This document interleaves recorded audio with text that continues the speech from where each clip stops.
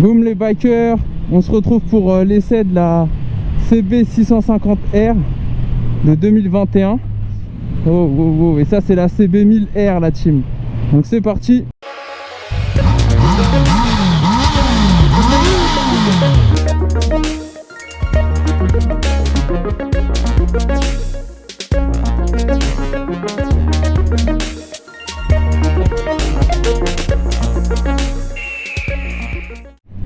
Donc elle succède à la Hornet 600 un petit peu sur le segment. Elle développe 7 chevaux de moins, on était sur 102 chevaux sur la Hornet 600 de 2012. La boîte de vitesse est vraiment ultra douce, le levier d'embrayage aussi.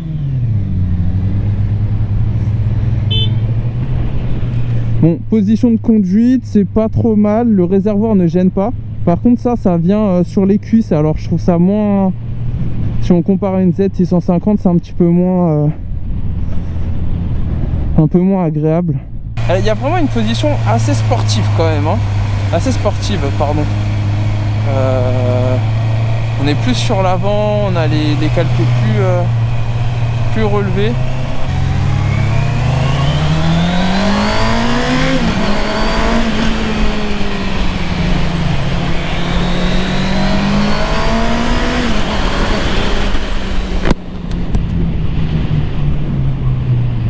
Bon, c'est assez coupleux, c'est la version A2. C'est assez coupleux, mais c'est quand même moins coupleux que ma Z650 on est sur les 66 Nm de couple, dans les 8500 tours minute je crois. Là on est plutôt à 64 Nm de couple. Donc c'est moins coupleux. C'est un 4 cylindres aussi, donc un peu plus lourd. Là on est à 200 chevaux. Là je me demande où est-ce qu'on va aller. Le châssis il est assez incisif, ça me rappelle quand même la Hornet, c'est-à-dire que on se met sur l'angle assez rapidement, peut-être un petit peu moins quand même, un petit peu moins. Il y a du monde aujourd'hui. Alors là vous remarquerez que le guidon n'est pas très large, ce qui est pas mal pour l'interfile, mais ce qui nécessite un peu plus d'exercice pour la mise sur l'angle de la machine.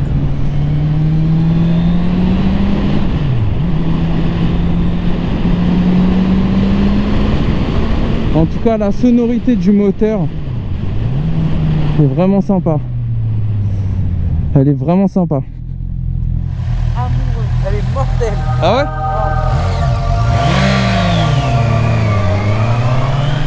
Je vais profiter de ce moment détente pour faire un peu de voix off. Alors j'ai remarqué que les vidéos d'essai vous plaisaient énormément. J'ai atteint 3000 vues, voire bientôt 4000 vues sur certaines vidéos, donc c'est énorme, merci à vous, surtout après seulement 3 mois d'historique sur YouTube.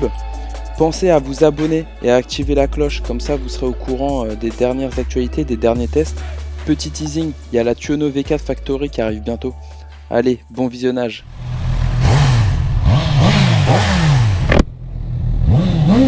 La sonorité incroyable. Je vais la mettre en sport. Ouais, j'ai le traction control activé aussi, donc ça c'est une petite option sympa. Je vais peut-être le désactiver après. C'est là. Bon, les commodos sont classiques, on verra ça tout à l'heure à l'arrêt.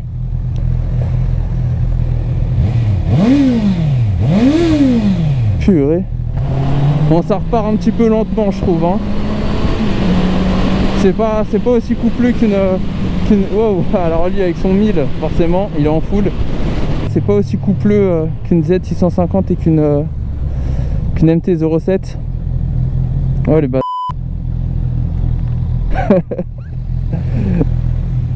Hop. Le freinage, enfin, je le teste un peu plus. Il est vraiment doux au début, très doux au début.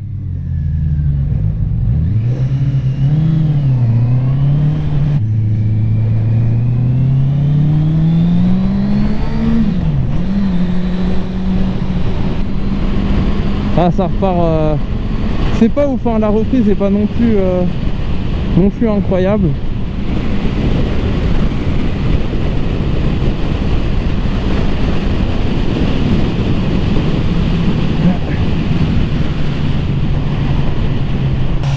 Allez, petit point d'information vu qu'on sort de la station. Il y a 15 litres de réservoir sur cette brelle là. Donc 15 litres c'est pas mal, on est au-dessus de ma Z650 qui est à 14 litres il me semble. Donc on est à 15,4 litres exactement, donc c'est pas mal. Bon, que dire, c'est quand même moins coupleux. Par contre c'est une moto, ouais, est-ce que c'est vraiment plus valorisant? Je trouve pas que ça soit plus valorisant qu'une Z, c'est équivalent quand on est dessus. Par contre par rapport à une MT-07 c'est moins valorisant, hein. Vraiment celle où tu es dessus et qui fait plus grosse moto c'est la MT-07, mais en même temps elle a 50 cm3 de plus. Donc voilà, là c'est du 47 chevaux et demi, on est sur une moto qui fait 202 kg tout plein fait. C'est une bonne quinzaine de kilos de plus que la Z650 et même 20 kg de plus que la MT. Donc c'est pas incroyable. Non, sinon c'est une moto vraiment agréable à conduire. Il y a tout ce qu'il faut en termes d'agrément, de châssis, de suspension. Le châssis me paraît même mieux que la Z650. Eh, tes clignots ils sont toujours allumés. Ouais, toi aussi. Ah ouais? Toi aussi, il y en a un toujours allumé. Ok. Ah, toi c'est les deux, ils sont toujours allumés. Ouais, t'as vu. C'est pour être visible je pense. Il se met à pleuvoir, c'est pas vrai ça. Un essai sous la pluie. Du coup le traction control est vraiment pas... Bah il est en plus, mais bon vu le couple, je sais pas si ça changerait quelque chose de pas l'avoir. En tout cas c'est sympa de quand même l'avoir, hein. En tout cas sur l'offre ça fait moto plus complète.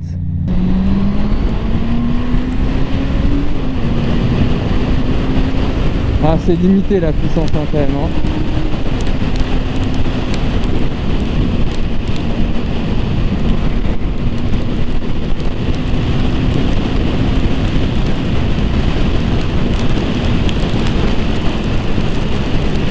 Mais bon le couple est quand même bon hein, c'est pas...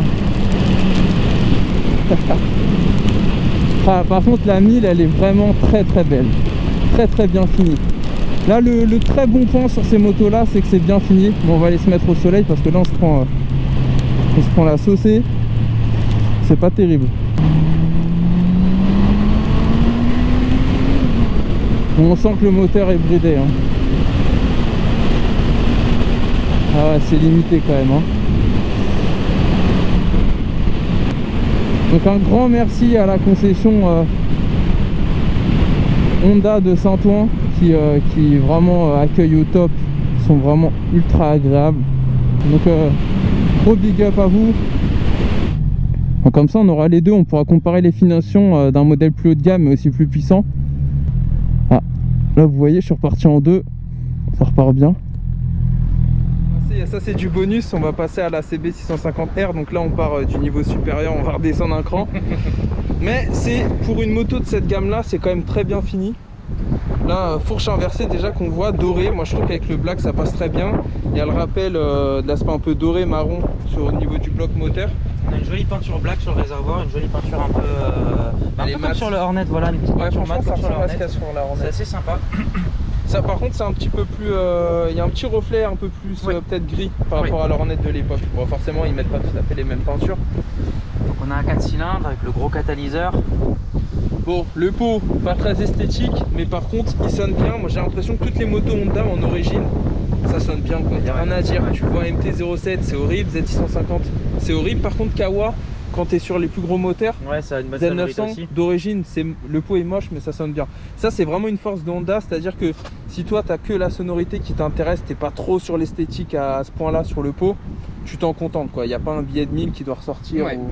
ouais, c'est quand même un bon point. Bon, on va le faire sonner un petit peu. Vas-y.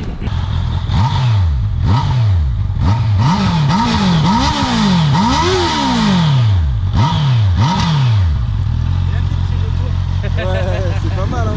Ouais, il y a les petits retours. C'est pas mal.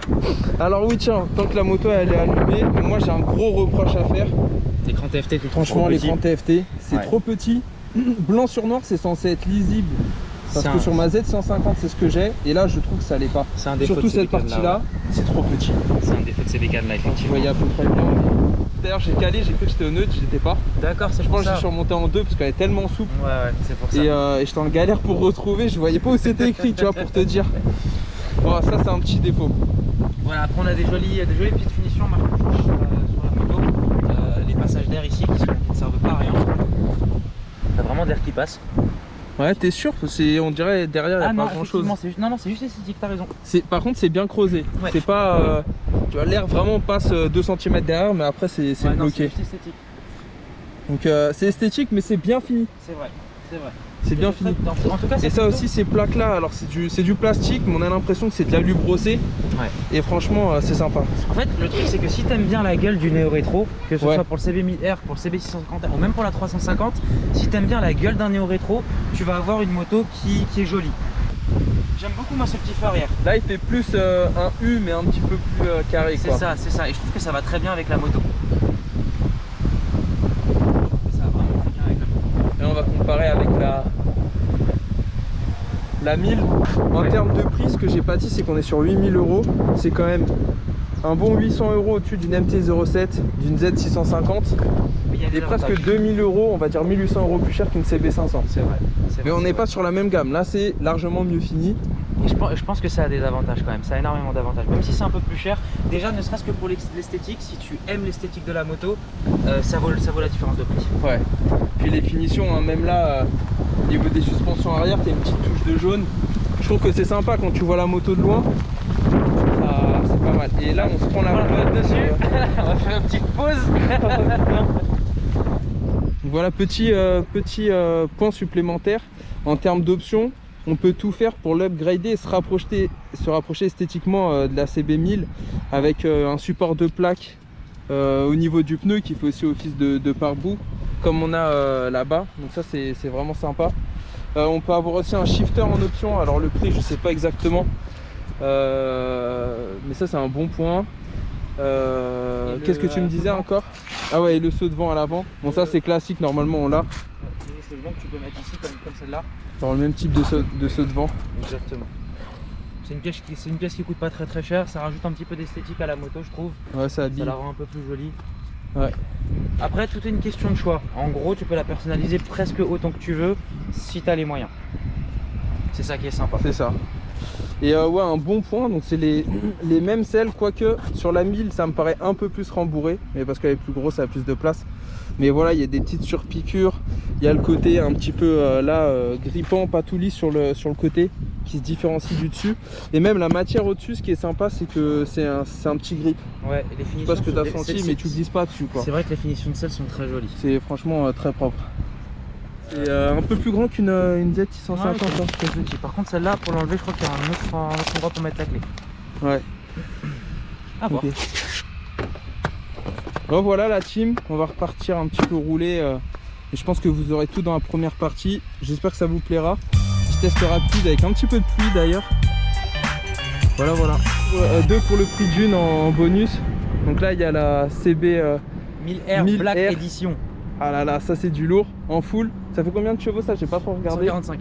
145, ah ouais, c'est quand même pas mal. Et là ce qui est vraiment sympa, c'est que Honda ils ont fait un travail énorme sur les finitions. On a l'impression d'être sur des motos un cran au-dessus en termes de gamme. Ça c'est quoi le prix? J'avoue que je me suis pas trop renseigné sur la 1000. 14 000, 15 000 euros à peu près. 15 000 euros. 15 000 euros. Mais l'avantage qu'elle a par rapport à la version normale, c'est que tu as toute la sortie de peau qui est en noir. Ouais. Toutes les petites parties qui normalement sont en aluminium, tout a été peint en noir, les têtes de fourche, le pot d'échappement, le silencieux du pot d'échappement. En fait la moto elle est sortie full black comme ça. Ouais. Ils se sont dit on veut faire une moto discrète mais qui envoie du lourd, et c'est exactement ce qu'ils ont réussi à faire. D'ailleurs petit big up à la concession de Saint-Ouen-le-Moon, je sais pas comment il s'appelle, Honda Racing. C'est là où il y a tous les concessionnaires, il y a Maxxis, etc. Donc gros big up à Honda Saint-Ouen, ils sont au top. Ils nous ont laissé les motos, ils les ont laissé pour 1 heure, ils ont dit bon allez vous pouvez tirer un petit peu plus, donc on va en profiter. Franchement super cool, ils ont été au top. Et voilà, là on fait un petit tour, donc bon, feu LED, feu avant. Circulaire, c'est un peu néo-rétro tout ça. Ouais. Et c'est aussi pour ça qu'ils sont partis sur du qualitatif en termes de finition. Le phare ici il est un petit peu moins fini. Parce que là il y a le petit retour des LED en haut. Ça c'est sur la version 2021. En fait sur la version 2021 le feu il est un petit peu plus incliné à l'arrière comme sur les Diavel. Ouais. sur les versions d'avant, tu as le feu qui est droit, comme sur les 650. Ouais, droit comme... Voilà, sur la nouvelle version, en fait, ils se sont inspirés un petit peu de la Diavel en inclinant un peu le phare vers l'arrière. Tu as aussi le petit saut de vent là que j'ai, que toi, tu n'as pas sur la tienne, que tu peux rajouter en option si tu veux, sur le 650. Celui-là, il vient de base avec ce petit saut de vent là. Et qu'est-ce que ça dit? Ah ouais, l'écran il est plus grand que la CD Là, tu as un écran TFT qui est revu. 150. Exactement. Donc, moi je trouve c'est un petit peu petit. Sur le mien c'est encore plus petit et je trouve que niveau lisibilité, il y a des marques qui font mieux. Ouais, c'est vrai. Pour être honnête. C'est vrai. Il y a différents modes de conduite sur celle-là. Donc là, je suis en sport parce que je voulais m'amuser. T'as le mode standard, ça c'est le mode pluie. T'as le mode personnalisé. Et on revient au mode sport. Ce qui m'expliquait, c'est que quand tu changes de mode, en fait, ça te donne pas de plus chevaux, ça donne pas plus de chevaux, pardon. Ça juste rajoute la sensibilité de l'accélérateur. Donc en fait, en gros, quand tu accélères, tu as plus ou moins d'arrivée de. Ah, c'est intéressant ça. Exactement. Chez Kawa, eux, ils brident la moto quand t'es en mode pluie, par exemple. Ouais. Donc, mais ça, c'est le total control de chez Honda, quoi. Et par rapport à la... En tout cas niveau conduite c'est niveau son place par rapport à la Hornet. Vu que moi j'ai testé les deux, elle est aussi souple que la Hornet. Ouais, et le châssis est assez clivant, sportif, il va sur l'angle facilement.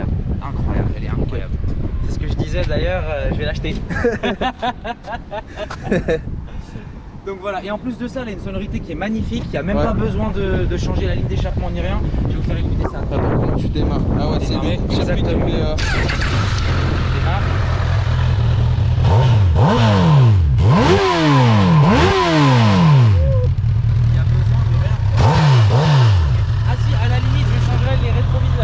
Il n'y a même pas besoin en fait, il n'y a même pas besoin. Ouais, il passe bien hein. Moi je trouve que c'est du chichi sur les rétros.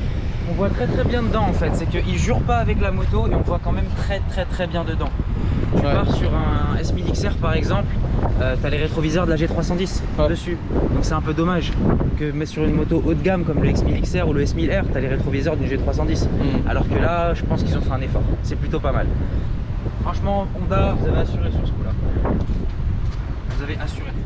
Un point qui est vraiment à souligner, c'est les finitions. Et les finitions du bloc moteur sont vraiment sympas. Enfin bon, c'est personnel, hein, c'est subjectif. Je sais pas ce que t'en penses, mais un bloc moteur aussi beau, visuellement, tu vois, t'en vois pas souvent. Non, vraiment. Et il y a le rappel un petit peu partout sur... Les touches chromées, ouais, mais ça c'est vraiment cette finition là. Sur le monobras aussi, très sympa. Le pot il sonne bien, après c'est question de goût et d'esthétique. Moi je le trouve pas moche, mais c'est vrai que c'est plastique quoi. C'est vrai. Ah, j'ai pas vu, on était monté en quoi? Donc on a là, du Michelin Power. Ouais, c'est du Michelin Power. 190, ouais, ça c'est un 190, gros boudin à l'arrière. Hein. Mais toi t'as du 180 gros à boudin. l'arrière sur le 600, ouais, t'as du 180. 180, ouais. 180. Alors voilà, si t'as d'autres trucs à dire, au pire, limite ça. Sinon voilà. Hein. À part la grosse finition, enfin voilà, moi j'ai kiffé la Vegan. J'ai adoré la moto et à la conduite, elle est incroyable. Elle est incroyable. Le seul petit bémol, enfin c'est pas vraiment un bémol, mais c'est parce que moi j'ai changé le guidon sur la Hornet, donc mon guidon est plus large. Celui-là il est légèrement plus serré, mais ça change rien en fait. Ça change rien, t'as quand même une aisance de conduite. L'embrayage c'est du beurre. L'embrayage, que ce soit au niveau de la boîte, que ce soit au niveau du... Mais déjà la Hornet, ça levier. fait 10 ans qu'ils ont cette force là et c'est ça incroyable. change pas. Le shifter, j'ai testé la 1200 RS il y a pas longtemps. Le shifter up and down, la boîte elle est ultra dure avec ou sans embrayage. C'est ultra dur, celle-là c'est du beurre. Plus tu montes dans les tours, plus ton shifter il passe en up and down, ça passe tout seul. C'est incroyable. C'est incroyable. Il est en option, il t'a dit? Non, il vient avec dans la version. En fait, elle vient comme ça, la version Black Edition. À ce prix-là, elle vient comme ça. Elle est plus chère que les autres, faudra voir le prix. Mais pas beaucoup. Pas beaucoup. Elle est chère de quelques centaines d'euros. C'est rien. Et elle vient comme ça. Vraiment, c'est incroyable. Il y a plein de petites options. Tu sais, avec la Hornet, c'est une moto à l'ancienne, elle a 12 ans. Donc, t'as pas toutes ces options-là. Mais pour l'époque, je trouve que c'est une moto qui, en termes de caractéristiques, a un corps au goût du jour. Ça n'a pas trop vite ce qu'on disait dans la dernière vidéo. Mais là, tu vois, par exemple, c'est des petits trucs qui servent à rien. T'as le retour automatique du clignotant. Toi et moi, on est à l'ancienne, on appuie sur le bouton pour arrêter le clignotant. Et celle-là, non. Tu mets le clignotant, tu penches le clignotant, il se met à 0. C'est en gros où le monde de la moto commence un petit peu à s'aligner sur le monde de la voiture, là où ils avaient pris un peu de retard. Exactement. Dans pas longtemps, on va avoir sur les rétroviseurs, dans pas longtemps je pense, sur les rétroviseurs, tu sais le petit truc qui dit que t'as quelqu'un dans ton angle mort. Et ça tu vas l'avoir. Il y a déjà des kits qui existent que tu peux monter sur ta moto, des kits qui sont très chers et qui sont assez lourds, mais je pense que ça va arriver en série sur les motos. Ça marche. Impeccable.